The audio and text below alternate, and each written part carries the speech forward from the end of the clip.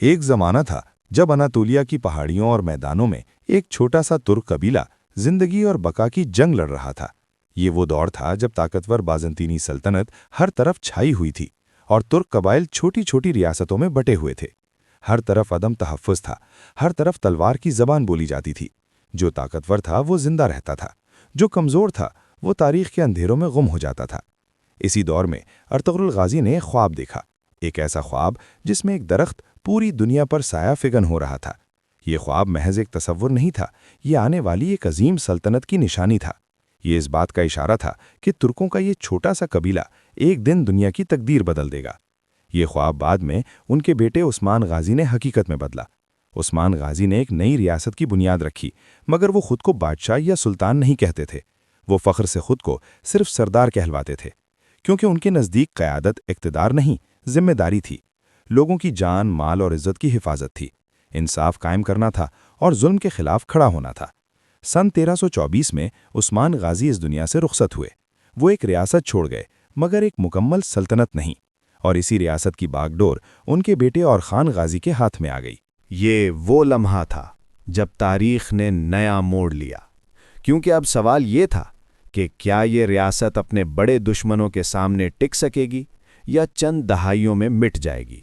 اورحان غازی نے اپنے والد کی میراث کو صرف سنبھالا ہی نہیں، بلکہ اسے ایک نئی روح بھی دی۔ وہ جانتے تھے کہ اگر اس ریاست کو زندہ رہنا ہے تو صرف تلوار کافی نہیں ہوگی، بلکہ نظام بھی بنانا ہوگا، قانون بھی چاہیے ہوگا، اور ایک ایسی فوج بھی جو صرف لڑنا ہی نہ جانتی ہو بلکہ نظم و ضبط کی علامت ہو۔ اورحان غازی نرم گفتار تھے، مگر فیصلوں میں فولاد کی طرح مضبوط۔ سادہ زندگی گزارتے تھے، مگر سوچ آسمانوں جیسی بلند تھی۔ وہ جنگ کے میدان میں بھی آگے ہوتے اور مشورے کی مجلس میں بھی۔ وہ اپنے سپاہیوں کے ساتھ زمین پر بیٹھ کر کھانا کھاتے اور علماء کے قدموں میں بیٹھ کر علم سیکھتے۔ اسی لیے تاریخ انہیں صرف ایک سپاہی نہیں بلکہ ایک ریاست ساز مانتی ہے۔ اورحان غازی نے ایک ایسا فیصلہ کیا جس نے تاریخ کا رخ موڑ دیا۔ انہوں نے پہلی بار عثمانی خاندان میں خود کو باقاعدہ سلطان کہلوانا شروع کیا۔ یہ صرف ایک لفظ کی تبدیلی نہیں تھی، یہ ایک اعلان خود مختاری تھا۔ یہ دنیا کو بتایا جا رہا تھا کہ اب یہ ریاست کسی کی ماتحت نہیں رہی۔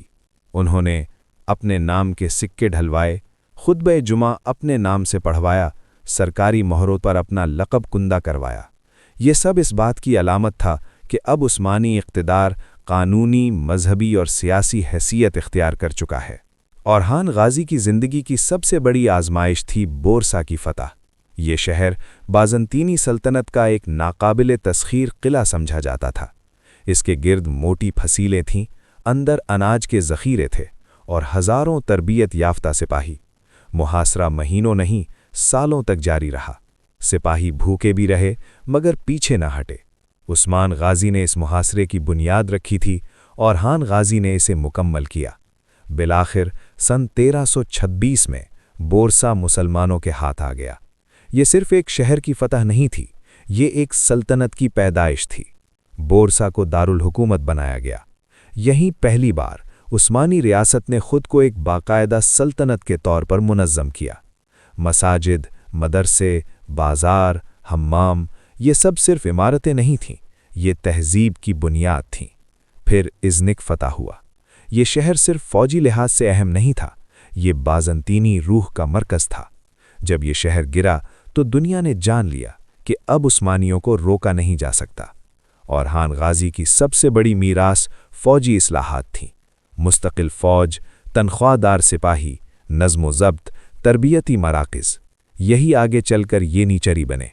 قانون، عدل اور معیشت، یہ وہ ستون تھے جن پر اورحان غازی نے سلطنت کھڑی کی۔ سادگی، انصاف، دینداری، یہی ان کی اصل طاقت تھی۔ اورحان غازی وہ شخصیت تھے جنہوں نے تاریخ کا دھارا موڑ دیا، جنہوں نے ایک خواب کو سلطنت میں بدلا۔ وہ صرف فاتح نہیں تھے، وہ سلطنت عثمانیہ کے اصل معمار تھے۔ اگر عثمان غازی نے بیج بویا تھا تو اورحان غازی نے اسے تنا ور درخت بنایا، اور اگر اورحان غازی نہ ہوتے تو شاید قسطنطنیہ بھی فتح نہ ہوتا۔ سلطان اورحان غازی، وہ نام جو سلطنت کی بنیاد بن گیا۔